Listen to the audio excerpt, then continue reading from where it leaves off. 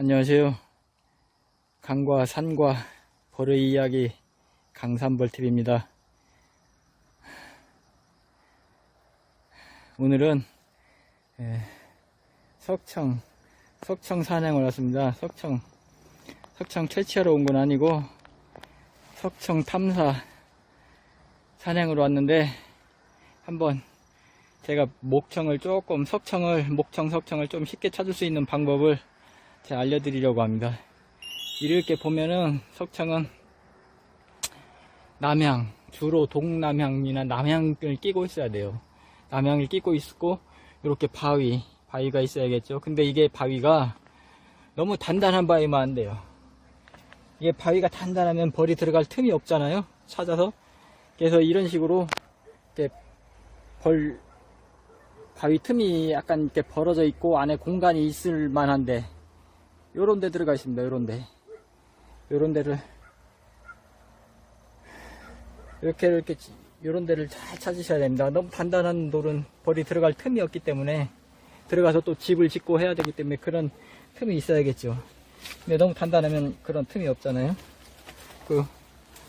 그래서 약간 요런 풍암이나 요런 쪽으로 이렇게 틈이 있는 돌 틈이 있고 벌어져 있는데 이런 데를 이렇게 찾으셔야 됩니다. 요런 틈 보면 이렇게 바위가 갈라져서 틈이 있잖아요. 이런 데 들어가서 벌들이 들어가서 저 틈이 있죠. 저런 데 가서 집을 짓고 일한단 말이에요. 그러니까 이런 데를 유심히 잘 보셔야 됩니다. 한번 찾아보겠습니다. 이렇게 돌 틈이 벌어서 공간이 벌이 들어갈 수 있는 공간이 있는 곳, 이런 곳입니다. 이런 곳을 이렇게 유심히 잘 보셔야 됩니다. 이렇게. 네. 저런 곳은 꼭 들어가서 충분히 공간이 있기 때문에 벌들이 집을 짓고 살 수 있는 여건이 충분히 됩니다. 그리고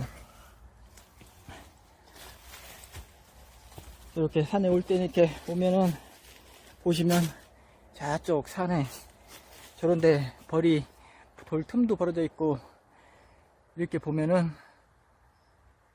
아주 좋아요. 살기가 완전히 여기 남향에다가 바로 밑에 물도 있고 벌들이 생각보다 물을 많이 먹습니다.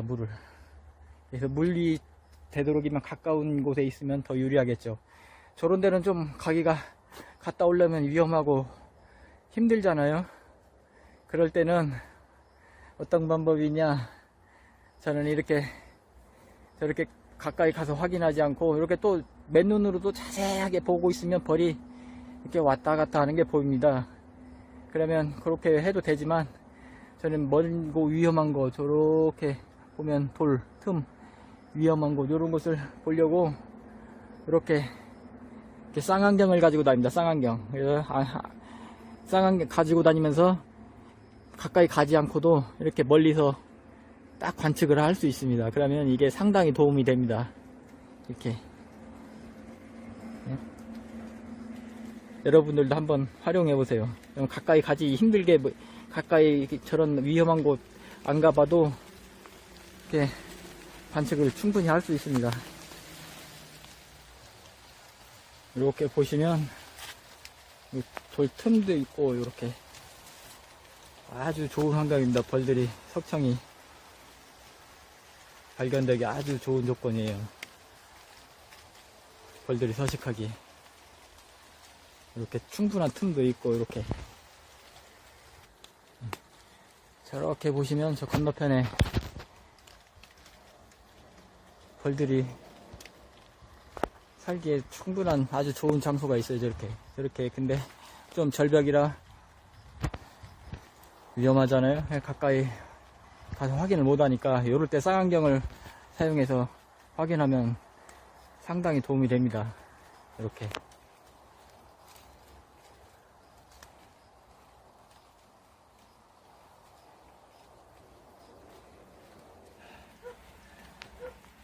오늘 비 예보가 없었는데 갑자기 소나기가 쏟아지네요.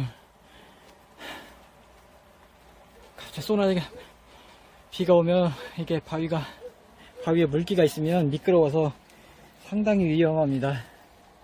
그래서 오늘은 이만 하산하도록 하겠습니다. 그리고 한 가지 더 말씀드리자면, 이렇게 산에 다니시다 보면 이런 절벽을 올라다니다 보면 올라갈 때는 잘 올라가요. 올라가는데 나중에 가면 올라가지도 못하고 내려가지도 못하고 이럴 경우가 생깁니다. 올라가는 거하고 또 내려오는 거하고는 틀립니다. 올라갈 것 같아서 올라가다 보면 나중에는 더 이상 올라갈 수가 없어요. 근데 올라가는 건 쉽게 올라갔지만 내려오기가 상당히 어렵습니다. 잘못하면 그래 미끄러져서 큰 부상을 당하기 쉬운데,